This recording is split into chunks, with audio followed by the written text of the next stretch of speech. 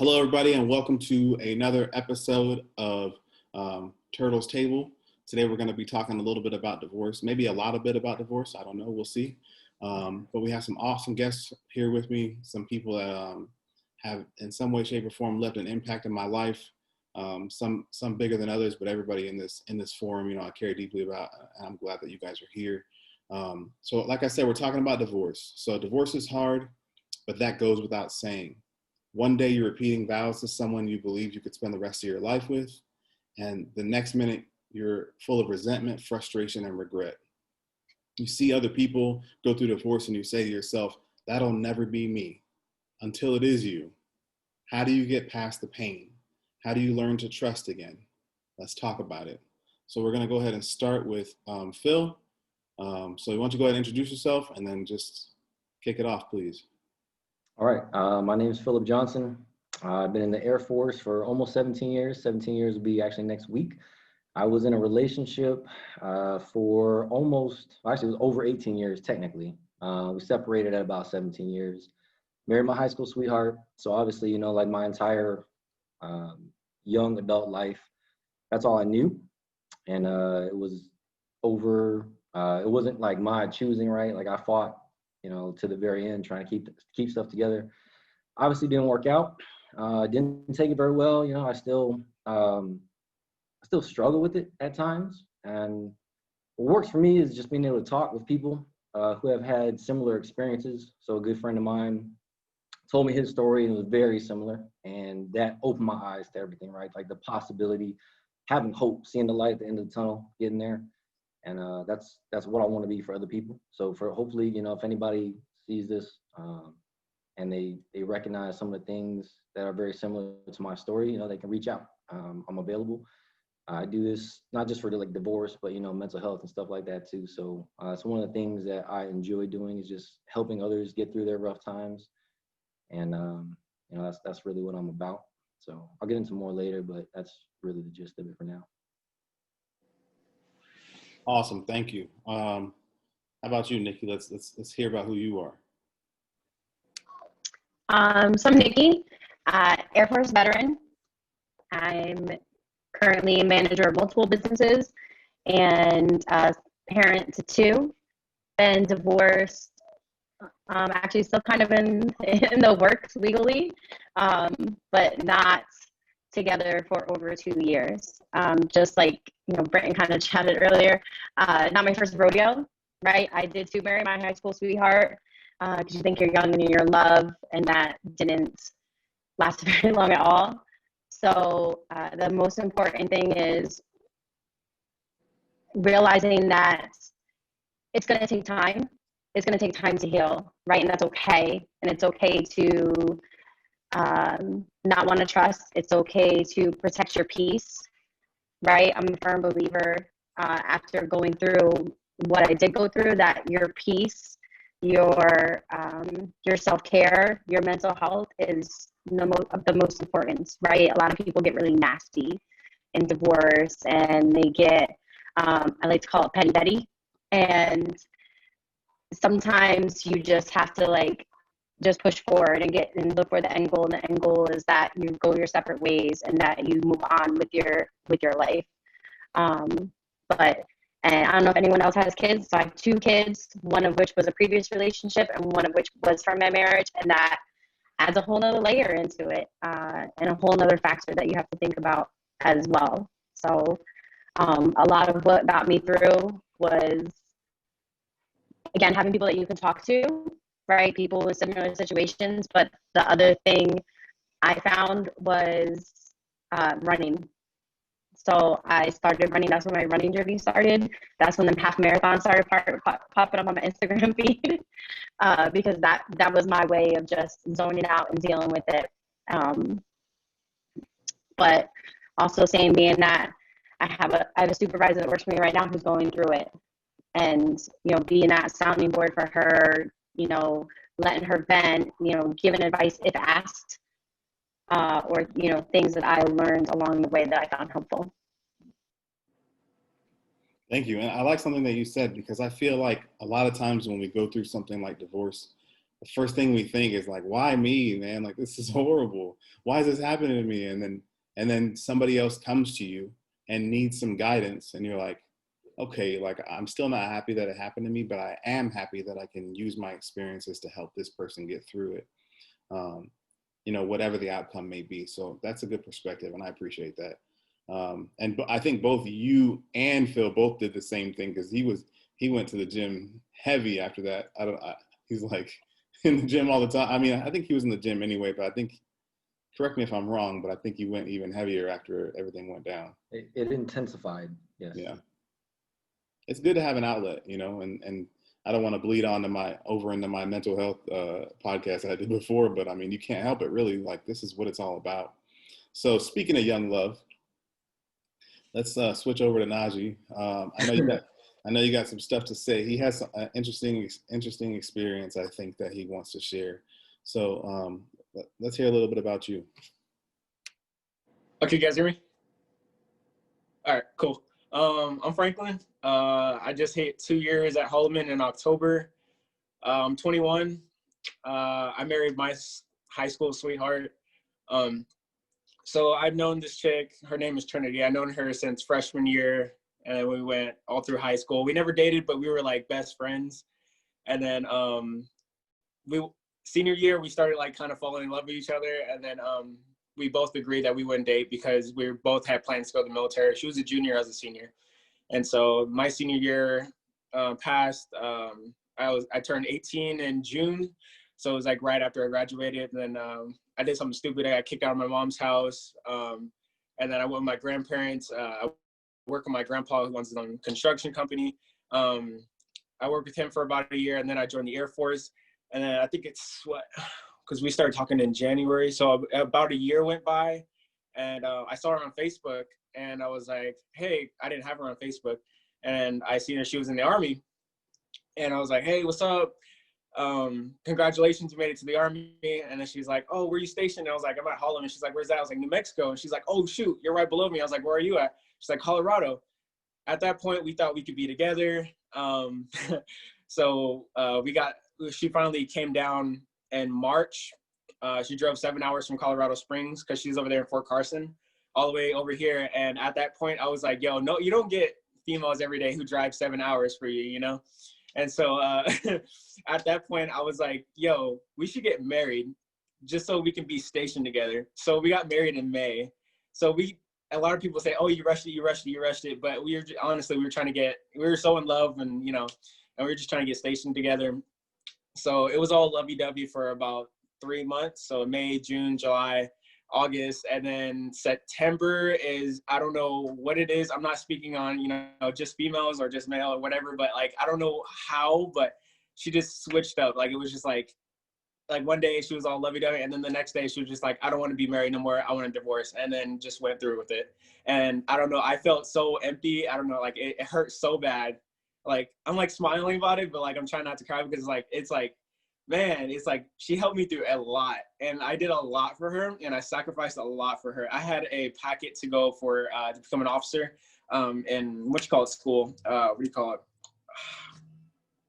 What's it called? OTS. The dang OTS. No, not OTS. It was the 4-year school, the college. It was like can't remember, academy. There you go. It was the academy, and I was setting up my packet to go to the academy, but they said you can't be married, blah blah blah. And so I dropped that. I was like, you know what? I just want to be happy. I just want to be married. So I dropped that. I dropped deployment because they asked me if I wanted to go on deployment to Kuwait. And I dropped that. I was like, no, because I'm getting married, blah, blah, blah. So like I sacrificed a lot just so that I could be happy with her. I was just so happy. And then just like one day she was just like, I don't want to do this no more. And then she's like, I gave you a bunch of chances. But like, she never told me anything. Like, it was like, I was so confused. And I don't know, I was just so blind.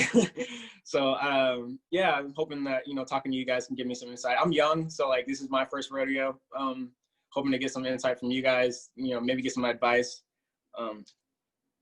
Yeah, that's pretty much about me. You know what I like about what you said was, you know, so my initial post, anytime I ever put a post out for a podcast or for like a conversation like this, usually my initial intent is to get multiple perspectives to help people. But every time this happens, where at least one or two people that are in the conversation also need that help.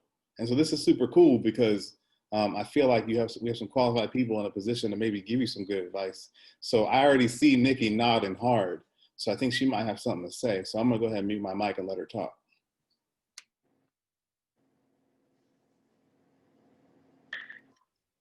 That's Franklin, right? So that's really awesome that you kind of said, you dropped something for the person that you thought you were going to spend your life with. And if I can say any takeaway from the last decade, right, is that when you go into a marriage, right, there's compromise. There's compromise, and then there's sacrificing, but then there's sacrificing to a point where you're not that same person, right? And I'm a firm believer now that this is where I'm going. Either you're with me or you're not, right? And we can get there together. We can take over the world together, right? That's the way it should be. So I'll give you like a little background. I was in the Air Force almost 10 years when I met my ex-husband, and he had only been in like a couple years. He ended up getting out and becoming a civilian. Sorry, my dog is whining over here. And I was like, yes, I joined the military when I was 17. So this is it. This is my life. I'm doing my 20. We got to Minot. Minot, great. And things went downhill. I had my daughter. And I found myself sacrificing my career because it didn't fit what the person that I was, married to, what he didn't like, or whatever the case may be. And he was a big part of the reason that I got out. We always have regrets, right? And that's the biggest one of them, because 2020, I would have been retiring this year, right? So never stop being who you are for someone. Yes, you want to be happy and you want to be loved and you want to be with somebody, but never, ever, ever stop being who you are to cater to that person, right? To make them happier.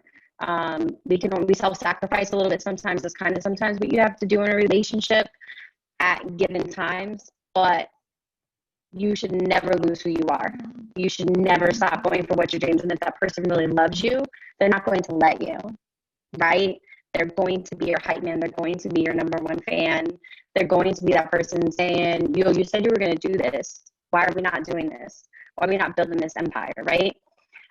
So that's rough. It's also rough when you're young, right? So you've shared so much with this person and gone so much with this person, and now you don't have that, right? And then sometimes not the person that we miss, it's the routine that we miss. And we find ourselves longing for that routine, coming home, talking to them. This is what we're gonna have for dinner. We cooked every Wednesday or something together. Those types of things. So remembering that it might not be the person, but it's the routine that you miss. I don't know if that was helpful. No, that was good. And like one big thing that you probably could have said it 10 more times and I still have been nodding. And that's like, do not lose who you are in someone else. That's like what it is, right? Like, because if the person loves you for who you are and you made these vows to each other, then they're going to understand that you're going to continue to be you. That's like one of the biggest arguments I used to have in a past relationship. And I'm not going to bring up anybody's name because I'm still fighting legal battles. Let's be real. But there's one thing I'll tell you. One of the biggest arguments I have with somebody is like, this is me. Like you can't get mad at me for being me. This is who I am. This is who you married. I haven't changed much besides maybe learning a little bit more and growing a little bit more. But this is who I am. This is my personality. And the moment that you lose yourself in that person, if it doesn't work out, which it didn't for you, now you're scrambling to figure out who the hell you are. Correct me if I'm wrong, Franklin, but now you're trying to figure out who you are, right? Right. Yeah, and that's the hardest thing, because it's beautiful and it's terrible at the same time, right? It's beautiful because you go do something that's for you and you're like, man, I feel good. I'm building myself up. But then you get those moments when you're like home by yourself and you're like, man, like I miss how it used to be. But that's when you got to start doing more stuff for you. You got to figure out what makes you happy, because in a marriage, it's not your responsibility to make them happy, and it's not their responsibility to make you happy. It's your responsibility to be happy together, right? Because if they can't even make themselves happy, then you're going to be ice skating uphill. You know what I mean? Yeah. So I don't know if that helps or not. I think, Yeah, it does. I don't know if Phil has anything he wants to add to this one. I think the one positive, man, is you're so young. Like you said, 21. Like, I mean, you have so much ahead of you. And the key is, now that you had this, right, you had a short marriage, it ended, and I know it was painful, but at the same time, it's a lesson learned, and you can you can take that and apply it as you grow as a person, and get to know yourself, right? Like, before you go rushing into another relationship, because I think that's the biggest key for me, is like, I'm you, but like a longer marriage, right? So I'll be 36 in January, and I still don't know who the hell I am. I'm still trying to figure out, what do I do as an individual, because I was tied to a person my entire life. Like, it wasn't like me as an individual, her as an individual, and then we went together. Like, it was almost codependent. Like, we were like this solitary thing, and like we had to do everything together, and I didn't get to develop who I was as an individual. It just, I never had that opportunity, and I was fine with it at the time until the marriage ended. And then it's like, okay, what am I going to do about this? And so you have all of this ahead of you that you can look at and go, okay, now you can figure out, what do you like? What did you like about your marriage? What are some of the routines that you enjoyed? You can meet people and figure out, okay, no, I don't like this. I want this. I want that. And you're still young, like I said. You have those opportunities. Me, it's like I'm over the hill. I'm dating people my age. It's like, they're, no offense to anybody out there, but they're usually also divorced. They're very bitter, untrusting, just like I am, right? And you bring all these toxic traits into that capacity, and you don't trust anybody. You don't want to, and it's like, and you don't even know what you want at this point. So now you have your 20s to develop yourself as an individual, figure out what it is you value, what you're looking for in a partner, with a lot of time still ahead of you. You know what I mean? So that's the benefit. And that's like, I have a lot of hope for you because you're so young and you have that time to develop those skills. Me, it's like, if I don't get married again, it's cool. Like, I've kind of accepted that. Like, I don't, I'm almost, 3 years, March will be 3 years now, past where I considered the relationship over. And I still don't really feel like I've grown that much from it. Like, the pain's a little bit less. I can still talk about it without breaking down, but it's like, the pain's still there, so it's, even if you have this for a couple more years, even if you're going through that, you still got a lot of time to recover and grow and develop. So, hopefully you get something out of this. We can keep in touch afterward and stuff too, but there's a lot of people that can offer perspective who have been through similar situations. So I'm gonna tell you this too. Please don't lose sight of the value of who you are. You know what I'm saying? Because like, and I think I've known you for what, almost 2 years now? Yes, sir. And like, you are an awesome person. So don't settle, for something that is not where you want to be at. Don't settle for orders or for that BAH, you know what I mean, or whatever. Because I mean, I think you're off base now, whatever. So you're good, but don't settle for none of that stuff. Like, make sure it's something that works for you, like somebody who you can vibe with on your frequency. Does that make sense? That's what y'all, yeah, that's what y'all young people say now, right? Someone you vibe with. That's what it is. I don't know. Yes. But I want to acknowledge our caller that just came in. Who is this that just called in?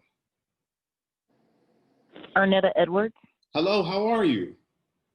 Good, how are you? I was having some technical difficulties trying to get in.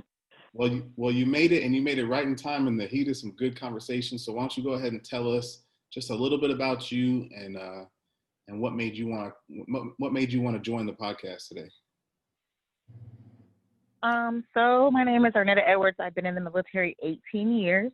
I got married very young at my first duty station, and I was married to a guy for 13 years, had 2 kids, and I just see so many people when they get divorced, how their kids suffer because one parent downs the other parent or constantly have people in and out of that child's life and doesn't give that child stability. So it's something that I always talk to people about because I feel it's very important.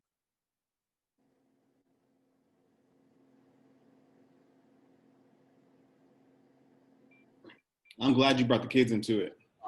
I'm real glad you brought the kids into it, because that's a whole nother thing, right? Sometimes we got to be bigger than the situation, not for ourselves.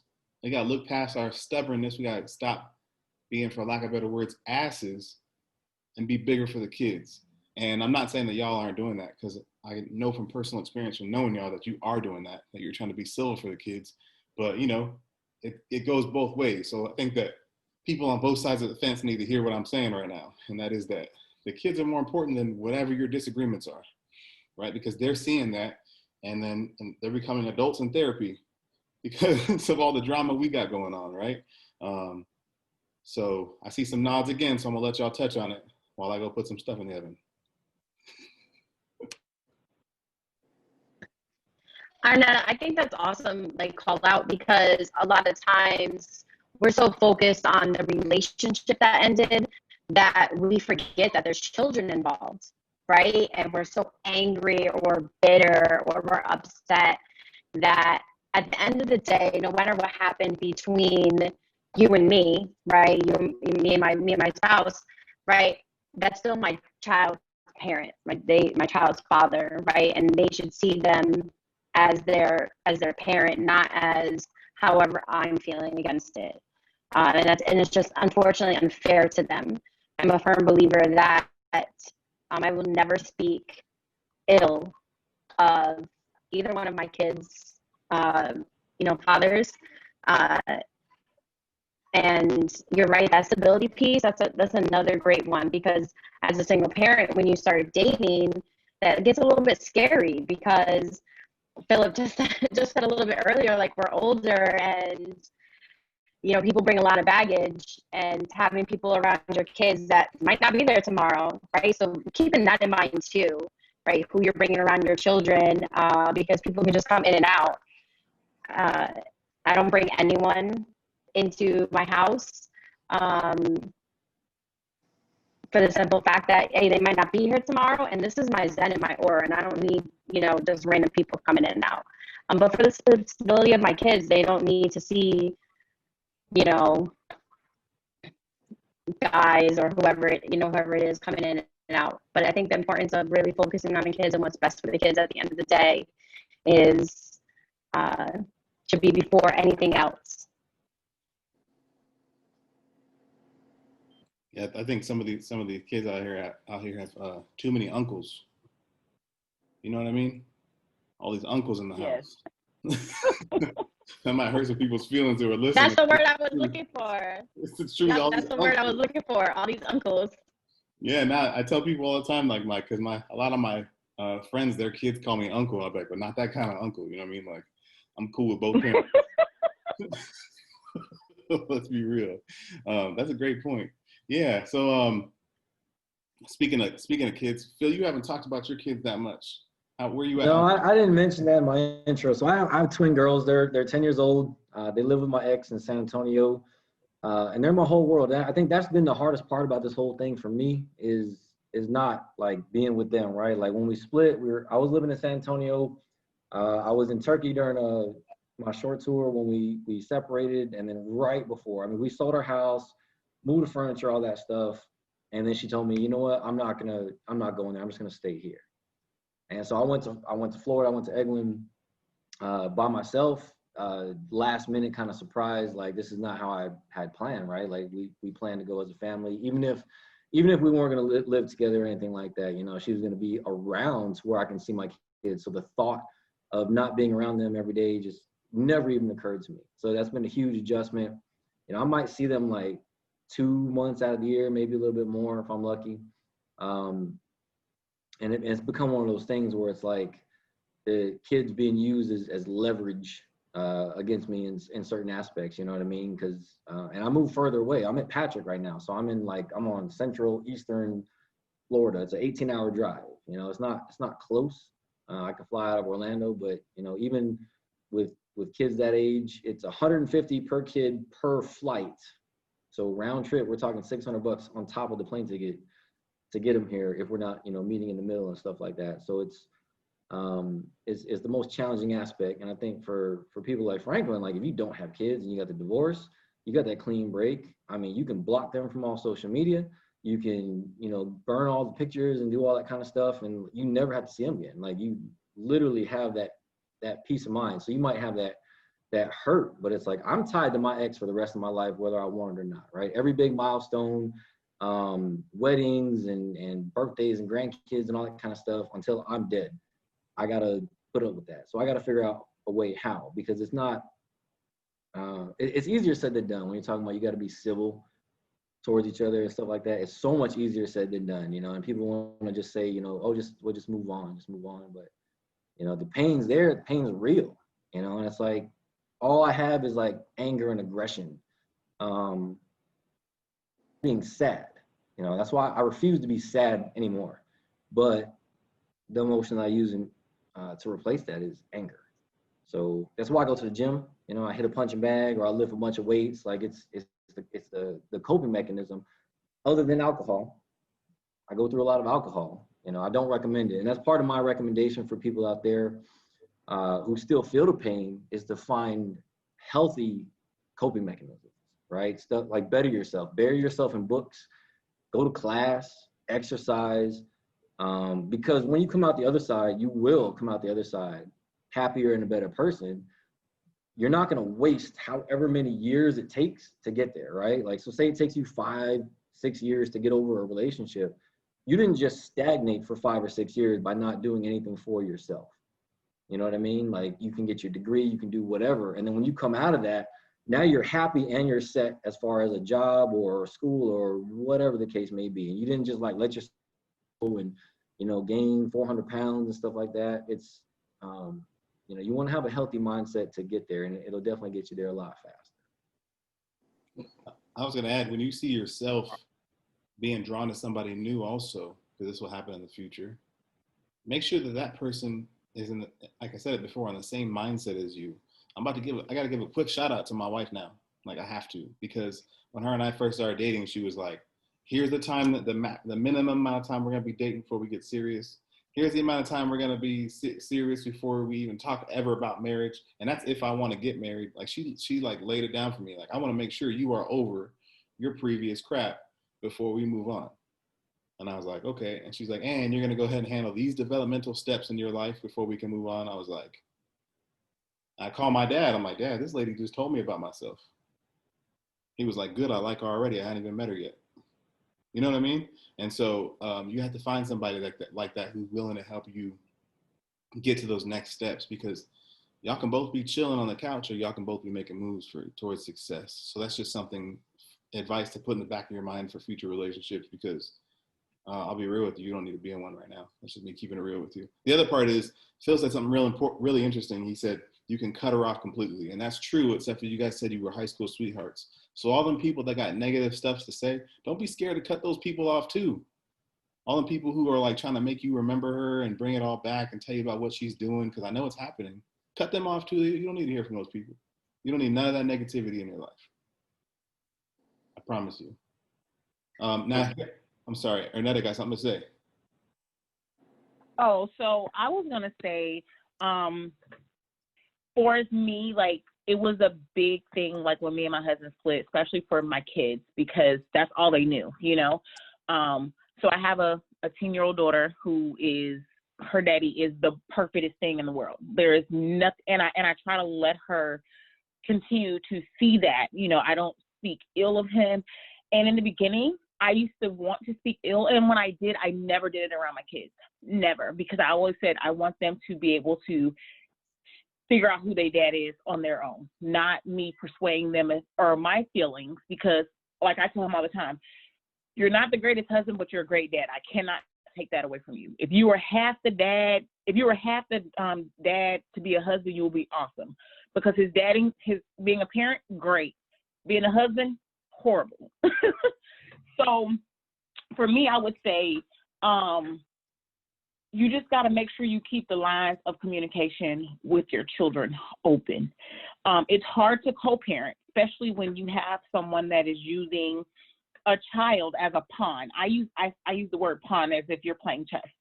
So like right now I'm engaged, and I see it happen all the time with my fiance's daughter. Her mom uses the baby as a pawn all the time, and I'm like, stop doing that, because eventually you're gonna get tired of saying, okay, I'm gonna stop giving in. Then it's gonna cause a problem with the child and the parent, because now the child's gonna be like, oh, well, daddy don't want me because he won't do this. But it's not that. It's just that I can't keep going through the drama with your mama. So I will tell anybody, just communicate is the biggest thing. It's not easy. It took us a while to get there. And once my kids got a little bit older, they got cell phones.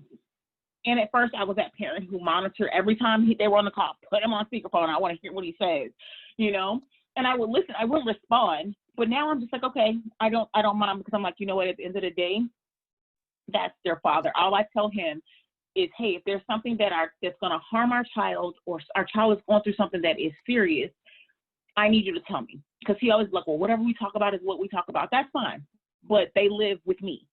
So if there's something that I need to be concerned about as a parent, let me know, so that I can make sure that I handle it. Because sometimes, like my daughter, she'll talk to her dad about a lot more stuff than she'll talk to me about, just because mama's home, mama's a disciplinary, daddy just, I call, I get what I want from daddy kind of thing. So communication, like that is the biggest thing. I'm telling you, communicate. Me and their dad don't talk at all. He will not talk to me. But just because he doesn't talk to me doesn't mean I don't let him talk to his kids. And a lot of parents do that. Oh, well, if you don't pay child support, I'm not going to let you talk to your kids. Well, that's not fair.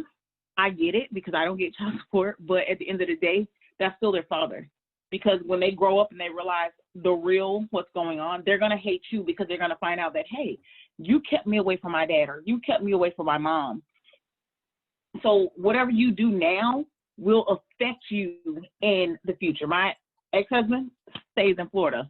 I live all the way in Washington State. So we're clear across the United States. And they've seen their dad once in 14 months. And I told him, I'm like, hey, you got to pay for half a ticket.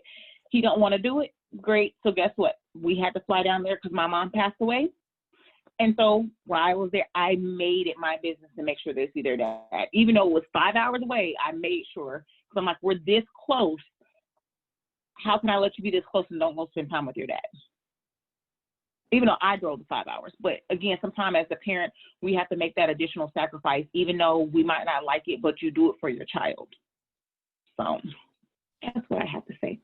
Well, congratulations on your engagement. Sorry for your loss. You said a whole lot. You unpacked a whole lot, and I liked it. It was all very valuable stuff.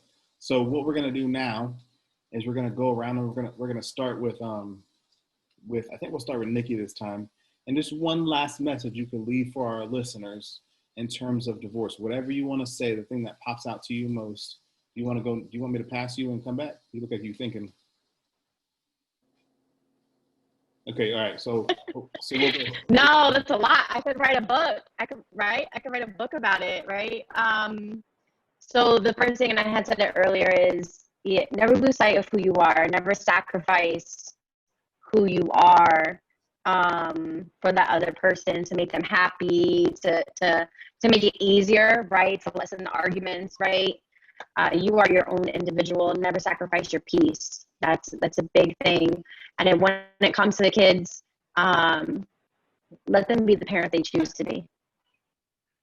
Right? Ernetta, I'm right there with you. I'll never be the reason my kids don't see their father. If anything, if my son's father lives in England, we were stationed out there together. If he called and said, I don't have the ticket, bam, I got you, because my son's going to go out there. And you're right, as they get older, they're going to respect you so much more as a parent for not doing those things. So let them be the parent that they choose to be. And sometimes it sucks, but you got to be the bigger person, and you'll receive the reward for that tenfold at some point. All right, Phil, you're up. All right. First, before I forget, there's some books I want to recommend for people who, having trouble just being happy in general. First one is called Life is Magic. The next one is called The Happiness Hypothesis. Next one's Man's Search for Meaning. The next one's called The Four Agreements. A Short Guide to a Happy Life. And When Things Fall Apart. So you can just Google those, Amazon, whatever. They were very helpful for me personally. Look, this is not for everybody listening, this is not an easy process. Like I said, I've been struggling for 3 years. I get it. Reach out. Just talking to somebody and venting sometimes is all you need. If you don't believe in a therapist or don't believe in a chaplain or don't believe in whatever, find somebody that you can connect with and talk about these things, because holding it in it leads to so much more anger and stress and resentment and all that kind of stuff. If you need a perfect stranger, Phillip.Johnson.108 on Facebook. Find me, message me on Messenger, whatever. I am never too busy enough to talk to somebody who is going through some stuff. And believe me, I left a lot. I don't want to broadcast all my personal stuff, but I've been through a lot of stuff, and I will understand. And it's very important to me that people listening understand that you don't have to do this alone. When I first went through my divorce, I was on purpose alone. And after having several talks with a lot of people, it helps just get it out there. And once you know that other people have been through the same stuff and then they found their way out to the other side, it's so much of a relief. It's a weight off your chest. So if you feel like that cement truck's just parked on your chest, you want to help get it off of there, find somebody and talk to it. If you want it to be me, make it me, but I'm here. And I wish everybody the best of luck. This is not an easy process, but you are not alone. Awesome. I'll make sure I put the names of those books in the description when I post this everywhere so people can quick reference for that. So thank you for that. All right, Ernetta, you're up. Don't worry, Franklin. I got something for you. Don't worry. Ernetta, you're up. My biggest thing I would tell people is if you're going through a divorce with kids or without kids, get counseling. A lot of people want to wait until, my kid is having this problem to get counseling. The moment you start your divorce is the moment you should start your kids for counseling so that they can already understand. So for me, I did that with my kids. I started my kids with counseling right away, but then I lacked and didn't get myself counseling. So then I had to go back. So I would say counseling, have someone to talk to, have someone that your kids can express, because sometimes they don't know what parent to go to. They're confused. They see mommy, they see daddy. Daddy don't live here no more. Mommy don't live here no more. So that they have some way to get what's on their heart out. I always tell people, when you go through a divorce, please don't forget about the kids. Everybody tends to forget about the children, but those are the ones that literally suffer the most because they didn't ask to come here. It was a choice that their parents made, and now they have to live with the consequences of what their parents are making. So make sure you get them counseling and also get yourself.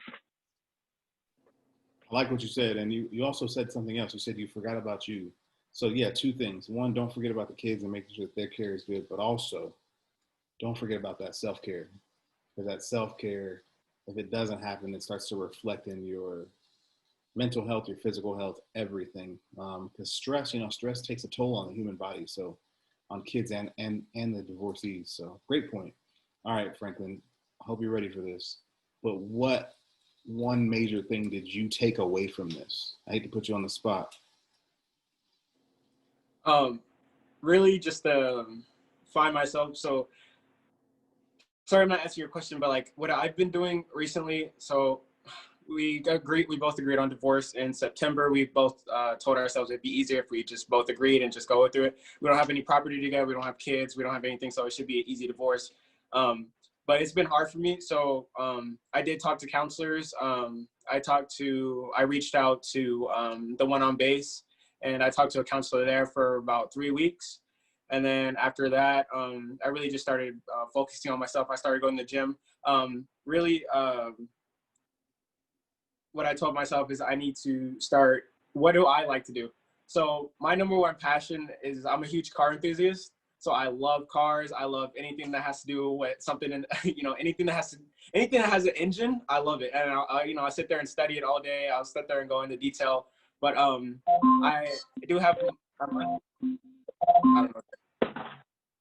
know. So yeah, I have a big passion for cars. So I've reached out on Facebook. I am in a car, sorry, I can't speak. Alamogordo Car Enthusiast on Facebook page. I reached out on there. I made a post and I was like, hey, I'm currently going through it. If you guys can, help me out, I'm still learning. Can you please invite me if you guys are doing an engine build? If you guys are, anything that has to do with cars, please invite me in. I'm trying to get out of the house more because like this house is like a depression box. So I'm rarely here. I'm always out with my friends, or I'm always out at car clubs or car meets, or just I don't know, just having fun really. So I've been trying to keep myself distracted. So really, if I can give any advice, just find. It may take a month, it may take years, but just find what you love to do, I guess you could say. But cars is my big thing, so I've been staying busy with that. Yeah. Well, I appreciate your input. You actually did better than I anticipated, so I apologize for underestimating you. I'm going to say that I'm glad we got you for these 51 minutes and not working on an engine, but here in this meeting, because I think you added a valuable perspective. So I feel like we got multiple valuable perspectives. And so for the people listening, I just wanted to thank you guys for listening. Obviously, you have some people here with some experience, and Phil himself said that you could reach out to him if you ever needed someone to talk to you about it. So I think that was pretty fantastic. Obviously, I'm here as well. So thank you for listening to another episode of Hurdle Turtle Motivation Podcast, also Turtle's Table Talks Divorce. It's been fantastic. It's been illuminating. I want to thank everybody for being here, and I want to wish everybody a great day or night, depending on the time they're watching or listening. So take care. I had a dream. I got everything I want.